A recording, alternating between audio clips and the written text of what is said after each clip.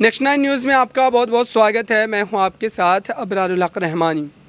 महाराष्ट्र में जब से एकनाथ शिंदे की सरकार बनी है उसके बाद से लगातार कहीं ना कहीं इस बात को लेकर के चर्चाएं तेज़ हो गई है कि दरअसल राज ठाकरे का किस तरफ जाना होगा। राज ठाकरे क्या एकनाथ शिंदे बीजेपी का साथ देंगे या फिर उद्धव ठाकरे के साथ वो बीएमसी चुनाव में हिस्सा लेंगे। लेकिन इन सब बातों से अलग हट करके यहाँ पर सबसे अहम जो खबर इस वक्त की है सूत्र के हवाले से, दरअसल ये बात कही जा रही है कि अमित ठाकरे, राज ठाकरे के जो बेटे हैं वो उद्धव ठाकरे गुट में शामिल हो सकते हैं। दरअसल ये बात इसलिए कही जा रही है क्योंकि जब एकनाथ शिंदे की सरकार का गठन हुआ था उसके बाद ही जब उनका पहला फैसला यह आया था कि आर्य फॉरेस्ट कॉलोनी में जो है फिर से एक बार मेट्रो कार शेड को बनाने का काम जो है वो जारी होगा। उसके बाद अमित ठाकरे वहां पहुंच गए थे और एकनाथ शिंदे के उस फैसले का लगातार उन्होंने विरोध किया था और पुरजोर विरोध किया था। इसी बात को लेकर के अब ये चर्चाएं जो है वो तेज़ हो गई है कि दरअसल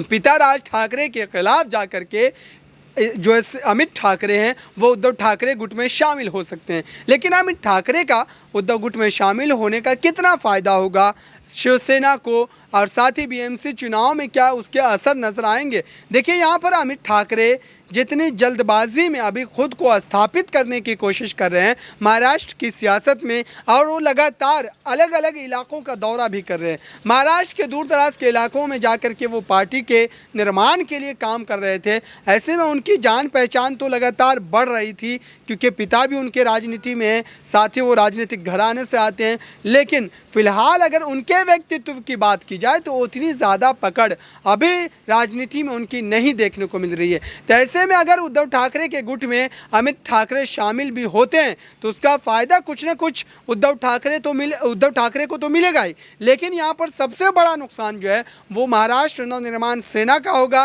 राज ठाकरे का होगा और भारतीय जनता पार्टी का भी होगा, क्योंकि भारतीय जनता पार्टी के जो वहाँ के वरिष्ठ नेता देवेंद्र फडणवीस इस वक्त लगातार राज ठाकरे की पार्टी पर और ख़ुद उन पर भी डोरे डालते नजर आ रहे हैं और उनको अपने खेमे में लाने की कोशिश जो उनके द्वारा लगातार जारी है। देखते आने वाले समय में अमित ठाकरे कब तक इस बात को लेकर के आधिकारिक बयान जारी करते हैं और उस पर राज ठाकरे का क्या प्रतिक्रिया देखने को मिलता है। इस खास रिपोर्ट में इतना ही। देखते रहिए ताज़ा तरीन खबरों के लिए नेक्स्ट 9 न्यूज़ को। धन्यवाद।